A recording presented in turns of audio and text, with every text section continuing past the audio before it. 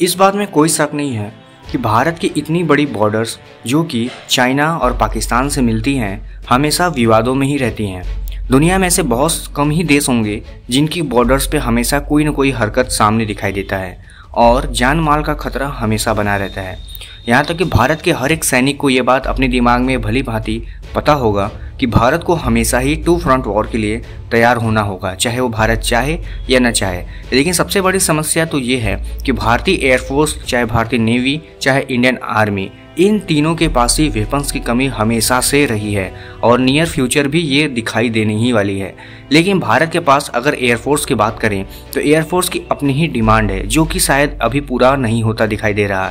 ऐसे में एयरफोर्स किसी भी आर्मी या किसी भी कंट्री की बैकबोन मानी जाती है। अगर वही कमज़ोर होगी तो शायद भारत ट्रू फ्रंट वार के लिए थोड़ी समस्याओं का सामना कर सकता है। ऐसे में भारत सरकार को चाहिए कि वो जितना जल्दी हो सके अपने ही देश में फाइटर जेट्स बनाए। अब हम बात करने वाले हैं LCA तेजस MK2 की और एमका की, क्योंकि इससे बड़ी रिलेटेड न्यूज़ ये आ रही है कि भारत बहुत जल्द यानी कि 2023 और 24 में इसका टेस्ट कर सकता है। अब आपको जानकर आश्चर्य होगा कि इसका जो डिज़ाइन था, स्पेसिफिकेशन थे, कॉन्फ़िगरेशन, ये सारे फाइनलाइज्ड हो चुके हैं। यानी कि भारत को बस अब ज़रूरत है थोड़े बहुत और मेहनत की। उसके बाद भारत 2023 और 24 में इसका जो टेस्ट होगा वो कर सकेगा। इसके टेस्ट के साथ ही ये बात श्योर हो जाएगी कि भारत के पास खुद की अपनी इंडिजिनस ऐसी टेक्नोलॉजी होगी फाइटर जेट्स की जो कि चीन और पाकिस्तान के लिए सिरदर्द आराम से बन जाएंगे। एक रिपोर्ट की बात करें तो ऐसा माना जाता है कि इंडियन एयरफोर्स आने वाले समय में लगभग 350 ऐसे एयरक्राफ्ट खरीदने वाली है या प्रोक्योर करने वाली है जो कि हो सकता है कि इंडिजिनियसली डेवलप किए गए हों या फिर बाहर से लिए गए हों।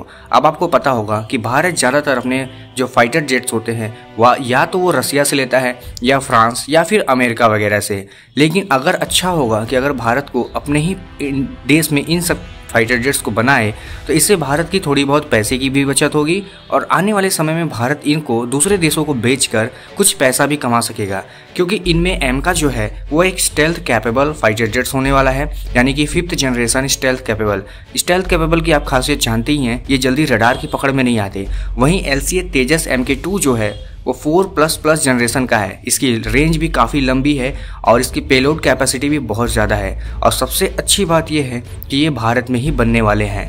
अब आपको बता दें ये जो फाइटर जेट्स हैं या एयरक्राफ्ट हैं, इनमें अलग अलग तरह के मिसाइलें आराम से लगाई जा सकती हैं, चाहे वो मिसाइलें भारत में बनी हो या फिर किसी और देश में, जैसे कि स्काल्प जैसी मिसाइलें, क्रिस्टल मेज, स्पाइस 2000 बॉम्ब जो कि आपको पता होगा बहुत ही घातक होता है, और अस्त्र 1 जैसी मिसाइलें जो कि बियॉन्ड विजुअल रेंज भी फायर की जा सकती हैं। ऐसी मिसाइलें भी उसमें आराम से लगाई जा सकती है। यानी कि भले ही फाइटर जेट्स भारत में बनते हो लेकिन उनके लिए जो मिसाइलों का यूज़ है वो इंडिजिनस मिसाइलें भी यूज़ हो सकती हैं और बाहर से खरीदी गई मिसाइलें भी।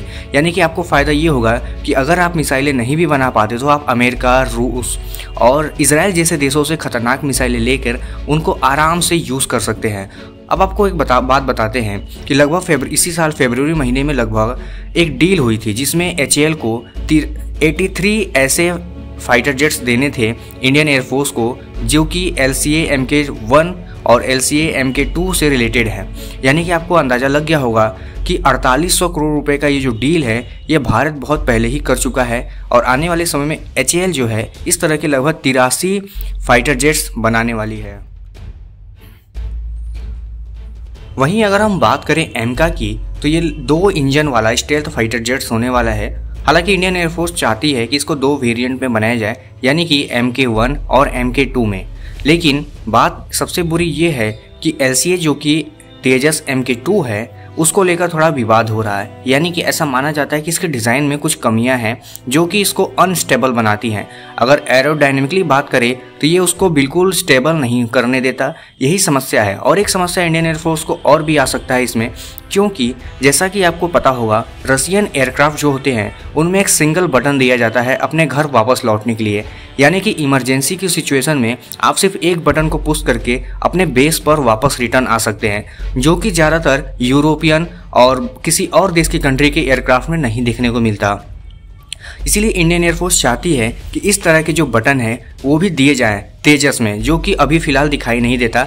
यही एक सोचने वाली बात है कि अगर इस तरह की टेक्नोलॉजी आप दे रहे हो तो इस तरह की चीज़ें भी आपको इंक्लूड करनी चाहिए, जो कि इंडियन एयरफोर्स को डिमांड है और भारत की जो कंपनियां हैं उनको ये देना भी चाहिए।